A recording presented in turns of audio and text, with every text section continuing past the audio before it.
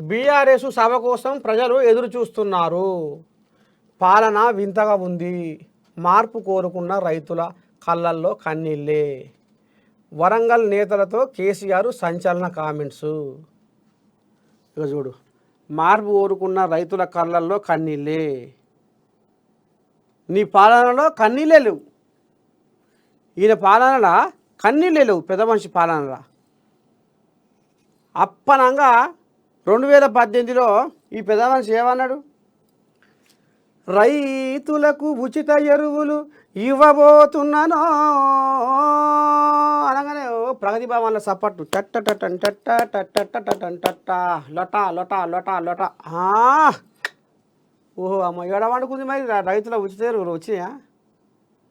ఉచిత ఎరువులు వచ్చినాయా? ఇచ్చిండా? వరి పెడితే ఊరే,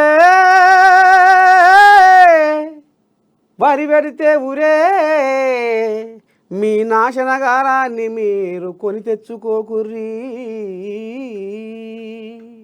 అన్నాడు. అన్నాడా అనలేదా?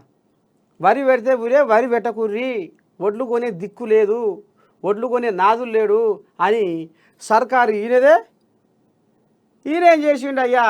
తెలంగాణ రాష్ట్రంలో ప్రతిపక్షాలు ధర్నాలు రాస్తారోకోలు చేసినట్టుగా వీళ్ళు అధికార పార్టీలో ఉండి ముఖ్యమంత్రి అయి ఉండి ఈ బీఆర్ఎస్ కోళ్ళే రోడ్ల మీదకి వచ్చి ఓట్లు కొనాలి, ఓట్లు కొనాలి, ఓట్లు కొనాలి.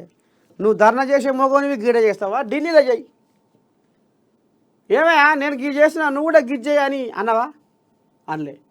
ఓపలిచ్చి పప్పు కాసి ఈ రోడ్ల మీద ధర్నాలు రాస్తారోకలని పెడితే ఎర్రటెండల జనాలు పాపం అయ్యో రామచంద్ర ఏంది గాచారము,